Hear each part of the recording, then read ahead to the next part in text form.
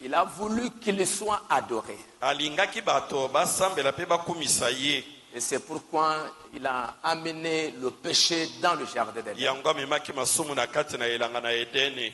Et le prophète dit dans ce message Musakurabi na kati na liteya oyo que le diable n'a pas cessé cette ambition-là. ete makanisi wana poso wana Satana asalaki na yango atika yango te.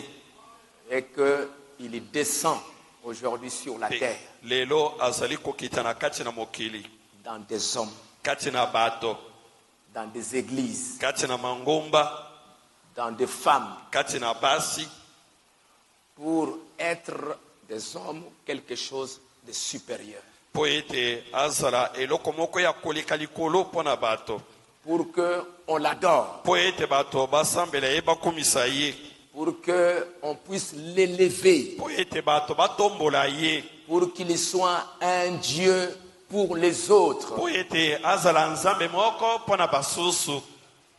C'est dans question-réponse de 1959. Na mituna mpe biyano ya mobu ya 15 Parce que l'homme, il aime qu'on l'élève. po ete moto alingaka batombola ye, batombola ye.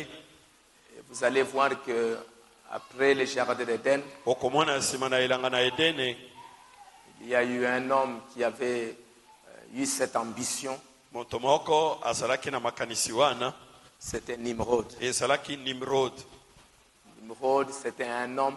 Nimrod azalaki moto moko Il a bâti une grande tour oyo atongaki linongi mulai, et il voulait qu'il soit le grand homme qui devait être Puis- adoré. alingaki ete azala moto monene oyo bato mosusu bakosambela mpe bakokumisa, Parce qu'il a vu qu'il y a une faiblesse dans l'homme. mpo amonaki ete na kati na moto bolembu moko ezali, Il cherche où adorer, qui adorer. mpe moto azali koluka asambela wapi mpe asambela nani. Dans ces ténèbres, Na kati na molili ye azali il va chercher soit à adorer un homme, akoluka to asambela moto moko, à adorer un arbre, asambela nzete, à adorer une montagne, asambela to ngomba moko, à adorer une maison. afukamela to asambela ndako moko. Dans ces ténèbres, il cherche quelque chose. Na kati na molili wana moto azali koluka eloko moko.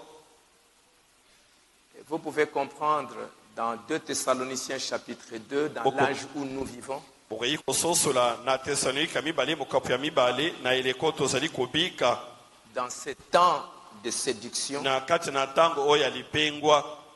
la Bible nous dit, et vous le connaissez, Biblia elobi na biso mpe boyebi yango que quand l'apostasie vient,